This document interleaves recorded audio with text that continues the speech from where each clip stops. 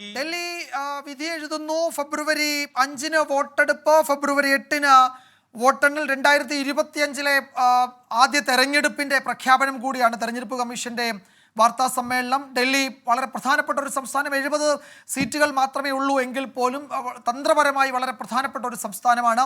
ആം ആദ്മി പാർട്ടിയെ സംബന്ധിച്ചിടത്തോളം നിലനിൽപ്പിന് വേണ്ടിയിട്ട് ഉള്ള കടുത്ത രാഷ്ട്രീയ പോരാട്ടം നടത്തുന്നു. BJP ഏത് വിധേനയും തിരിച്ചു പിടിക്കാൻ ശ്രമിക്കുന്നു. കോൺഗ്രസ് ഇന്ത്യ സഖ്യം ഇല്ലാതെ ആം ആദ്മി പാർട്ടി കോൺഗ്രസും വേറെ വേറെ മത്സരിക്കുമ്പോഴും അവിടെ പഴയ പ്രതാപത്തിലേക്ക് തിരിച്ചു വരാൻ കോൺഗ്രസിന്റെ ശ്രമം.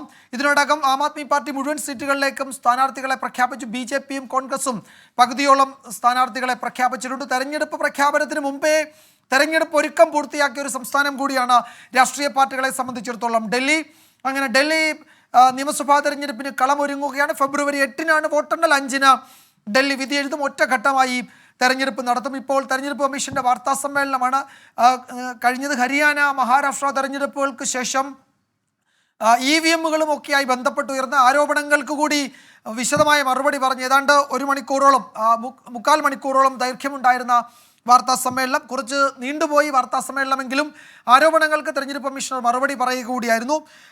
നാമനിർദ്ദേശ പത്രിക സമർപ്പിക്കാനുള്ള അവസാന ദിവസം ജനുവരി 17 ഡൽഹിയിൽ. പത്രികകളുടെ സൂക്ഷ്മ പരിശോധന ജനുവരി 18 നടക്കും. പത്രിക പിൻവലിക്കാനുള്ള അവസാന ദിവസം ജനുവരി 20. ഇതാണ് ഡൽഹിയുടെ പോൾ ഷെഡ്യൂൾ. അങ്ങനെ 2025 ഒരു പ്രധാനപ്പെട്ട തെരഞ്ഞെടുപ്പോടുകൂടി തുടങ്ങുകയാണ് രാഷ്ട്രീയ ഇന്ത്യയെ സംബന്ധിച്ചിടത്തോളം. ഫെബ്രുവരി 5 ഡൽഹി വിധി എഴുതും, 8 വോട്ടെണ്ണൽ. നേരത്തെ സൂചിപ്പിച്ചതുപോലെ ചെറിയ സംസ്ഥാനമാണ്, ചെറിയ നിയമസഭയാണെങ്കിലും തന്ത്രപരമായി അങ്ങേയറ്റം നിർണായകവും പ്രധാനപ്പെട്ടതുമാണ് ഡൽഹി. തുടർച്ചയായി കോൺഗ്രസ് ഭരിച്ച, കോൺഗ്രസിന് വലിയ സ്വാധീനമുണ്ടായിരുന്ന സംസ്ഥാനം. BJP ലോക്സഭയിൽ മുഴുവൻ സീറ്റുകളിലും തുടർച്ചയായി തെരഞ്ഞെടുക്കപ്പെട്ടെങ്കിലും നിയമസഭയിലേക്ക് അവരുടെ പഴയ പ്രതാപത്തിലേക്ക് വരാൻ, മുൻകാലങ്ങളിൽ ഉണ്ടായിരുന്ന പ്രതാപത്തിലേക്ക് മടങ്ങി വരാൻ കഴിയാത്ത ഒരു സാഹചര്യം. ആം ആദ്മി പാർട്ടിയുടെ മുന്നേറ്റത്തിൽ നിയമസഭയിൽ അടിപതറിപ്പോയ സംസ്ഥാനം. അവിടെ തിരിച്ചു വരാനുള്ള BJPയുടെയും കോൺഗ്രസിൻ്റെയും ശ്രമം, അതിനെ അതിശക്തമായി പ്രതിരോധിക്കുന്ന അരവിന്ദ് കെജ്രിവാളിൻ്റെ നേതൃത്വത്തിലുള്ള ആം ആദ്മി പാർട്ടി തെരഞ്ഞെടുപ്പ് പ്രഖ്യാപനത്തിന് മുമ്പ് തന്നെ വളരെ പ്രധാനപ്പെട്ട തീരുമാനങ്ങൾ, ജനപ്രിയ പദ്ധതികൾ പ്രഖ്യാപിച്ച് ഒരു മിഡിൽ ക്ലാസ്സിനെ ഒപ്പം നിർത്താനുള്ള അരവിന്ദ് കെജ്രിവാളിൻ്റെ തന്ത്രം, അത് ഇതിനോടകം വലിയ ചർച്ചയായിട്ടുണ്ട്. ഹിന്ദു സിഖ് പുരോഹിതന്മാർക്ക് പ്രതിമാസം നൽകുന്ന അലവൻസ് കുത്തനെ കൂട്ടി. അതുപോലെ ഇടത്തരക്കാരെ ലക്ഷ്യമിട്ടുള്ള ക്ഷേമ പദ്ധതികൾ, സ്ത്രീകൾക്ക് പ്രതിമാസം നൽകുന്ന സാമ്പത്തിക സഹായം സംബന്ധിച്ച കോൺഗ്രസും ആം ആദ്മി പാർട്ടിയും BJPയും അവരുടെ പ്രഖ്യാപനങ്ങൾ നടത്തുന്നു. 2500 രൂപ വീതം നൽകുമെന്ന് BJPയും കോൺഗ്രസും, 2000 വീതം നൽകുമെന്ന് ആം ആദ്മി പാർട്ടി ഇപ്പോൾ തന്നെ നൽകിക്കൊണ്ടിരിക്കുന്നുണ്ട് എന്ന് അവരുടെ വിശദീകരണം. അങ്ങനെ വലിയ ആനുകൂല്യങ്ങൾ, ക്ഷേമ പദ്ധതികളൊക്കെ പ്രഖ്യാപിച്ച് ഡൽഹിയിൽ ഒരു തെരഞ്ഞെടുപ്പിന് ഒരുങ്ങുകയാണ്. ഡൽഹിയിൽ 5 വോട്ടെടുപ്പ്, 8 കൗണ്ടിംഗ്. നിതിൻ അംബുജൻ തെരഞ്ഞെടുപ്പ് കമ്മീഷന് പുറത്തുനിന്ന് വാർത്താ സമ്മേളനത്തിന്റെ കൂടുതൽ വിവരങ്ങളും ഡൽഹിയിലെ രാഷ്ട്രീയ സാഹചര്യവും വിശദീകരിക്കാൻ ചേരുന്നുണ്ട്. നിതിൻ, തെരഞ്ഞെടുപ്പ് പ്രഖ്യാപനത്തിന് മുമ്പ് തന്നെ ഡൽഹിയിൽ രാഷ്ട്രീയ കളം ചൂടാകുന്നത് നമ്മൾ കണ്ടു. പ്രധാനമന്ത്രിയുടെ നേതൃത്വത്തിൽ 2 സമ്മേളനങ്ങൾ നടന്നു. BJP, കോൺഗ്രസ് ഇതിനോടകം അതിൻ്റെ ആദ്യഘട്ട സ്ഥാനാർത്ഥികളെ പ്രഖ്യാപിച്ചു. ആം ആദ്മി പാർട്ടി മുഴുവൻ സ്ഥാനാർത്ഥികളെയും പ്രഖ്യാപിച്ചു. വലിയ പദ്ധതികൾ പ്രഖ്യാപിച്ച് തെരഞ്ഞെടുപ്പ് രംഗത്തേക്ക് ഇറങ്ങുന്നു. ഒടുവിൽ അരവിന്ദ് കെജ്രിവാളിൻ്റെ ഔദ്യോഗിക വസതിയും ഓടിപിടിപ്പിച്ചതുമായി ബന്ധപ്പെട്ട് ഗുരുതര ആരോപണങ്ങൾ BJPയും കോൺഗ്രസും ഉന്നയിക്കുന്നു. അങ്ങനെ തെരഞ്ഞെടുപ്പിന് മുമ്പ് തന്നെ തെരഞ്ഞെടുപ്പ് ചൂട്, ആവേശം അത് ഉയർന്നു നിൽക്കുന്ന ഒരു സംസ്ഥാനമായി ഡൽഹി മാറുന്നു. എന്തൊക്കെയാണ് നിതിൻ വിവരങ്ങൾ, വിശകലനങ്ങൾ, വിലയിരുത്തലുകൾ?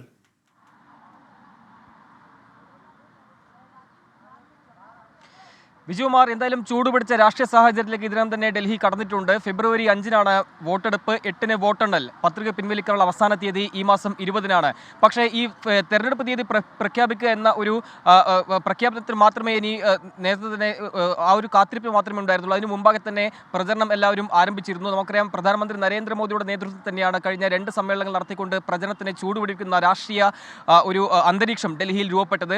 അതിന് മറുപടി അരവിന്ദ് കെജ്രിവാൾ വരുന്നു. കോൺഗ്രസും രംഗത്തുണ്ട്. ഒരുങ്ങിയിട്ടുണ്ട്. അങ്ങനെ ഒരു ത്രികോണ മത്സരത്തിനുള്ള എല്ലാ കളവും ഇതിനകം തന്നെ ഡൽഹിയിൽ ഒരുങ്ങിയിട്ടുണ്ട്. 70 നിയമസഭാ മണ്ഡലങ്ങളിലേക്ക് ഒറ്റക്കെട്ടായാണ് വോട്ടെടുപ്പ്. അതുകൊണ്ട് തന്നെ ഫെബ്രുവരി 5-നുള്ള വോട്ടെടുപ്പ് അത് ഡൽഹിയെ സംബന്ധിച്ചാണെങ്കിൽ വലിയ രാഷ്ട്രീയ മാറ്റങ്ങൾക്ക് വഴിയൊരുക്കുമോ, അതല്ല വീണ്ടും ആം ആദ്മി സർക്കാർ തുടരുമോ തുടങ്ങിയ കാര്യങ്ങളൊക്കെ തന്നെ ഉത്തരം ഫെബ്രുവരി 8 നമുക്ക് ലഭ്യമാകും. നമുക്കറിയാം 2013 വലിയ രാഷ്ട്രീയ വിപ്ലവമായി ആം ആദ്മി പാർട്ടി കളം പിടിക്കുന്നത്. അതിനുശേഷം 2013 ആം ആദ്മി പാർട്ടി ഡൽഹിയിൽ അധികാരത്തിൽ വരുന്നു. വെറും 48 ദിവസമായിരുന്നു അന്ന് ഈ സർക്കാരിനെ ഭരിക്കാൻ പറ്റിയിരുന്നത്. പിന്നീട് അതിനുശേഷം രാഷ്ട്രപതി ഭരണം വരുന്നു. പിന്നീട് 2015 ആദ്യ അരവിന്ദ് കെജ്രിവാൾ സർക്കാർ വരുന്നു.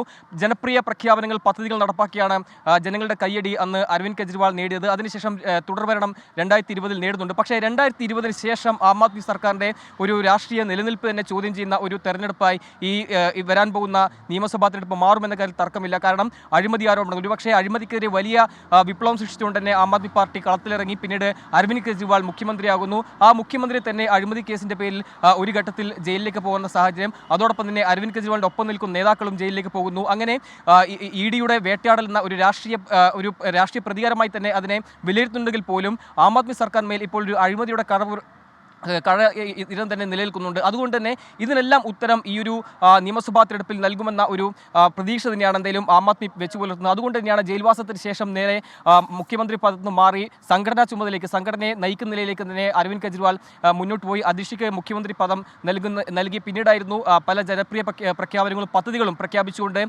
ഒരു തുടർഭരണത്തിന് വേണ്ടിയുള്ള എല്ലാ ശ്രമങ്ങളും ആം ആദ്മി സർക്കാർ നടത്തുന്നത്. എന്തായാലും അഴിമതി തന്നെയാണ് പ്രധാനപ്പെട്ട BJPയുടെ ആരോപണം. അതോടൊപ്പം തന്നെ മുഖ്യമന്ത്രിയുടെ വസതി അത് മോടി പിടിപ്പിച്ച് ബന്ധപ്പെട്ട ഏതാണ്ട് 40 കോടിയുടെ CAG റിപ്പോർട്ട്, അതുമായി ബന്ധപ്പെട്ട ഒരു റിപ്പോർട്ടും BJP പ്രചരണ വിഷയമാക്കുന്നുണ്ട്. അതോടൊപ്പം ജനപ്രിയ പദ്ധതികൾ പ്രഖ്യാപിച്ചുകൊണ്ട് തന്നെയാണ് ആം ആദ്മിക്ക് മറുപടിയായി BJPയും രംഗത്ത് വന്നിരിക്കുന്നത്. കൂടാതെ കോൺഗ്രസും ജനപ്രിയ പദ്ധതികൾ പ്രഖ്യാപിച്ചുകൊണ്ട് ആം ആദ്മിക്ക് ബദലായി അല്ലെങ്കിൽ ആം ആദ്മിക്ക് മറുപടിയായി ശക്തമായ സാന്നിധ്യമായി കോൺഗ്രസ് ഇപ്പോൾ ഇതിനും തന്നെ കളം നിറഞ്ഞിട്ടുണ്ട്. പക്ഷേ കോൺഗ്രസ് സംബന്ധിച്ചാണെങ്കിൽ ഒരു ഷീലാ ദീക്ഷിത്തിന് ശേഷം കോൺഗ്രസിന് തലപ്പൊക്കമുള്ള ഒരു നേതാവ് ഡൽഹിയിൽ ഉണ്ടായിരുന്നില്ല. അതുകൊണ്ട് തന്നെ നമുക്കറിയാം ഷീലാ ദീക്ഷിത് മുഖ്യമന്ത്രിയായ ശേഷം പിന്നീട് കോൺഗ്രസ് ഒരു തിരിച്ചുവരവ് ഡൽഹിയെ സംബന്ധിച്ച് ഉണ്ടായിരുന്നില്ല.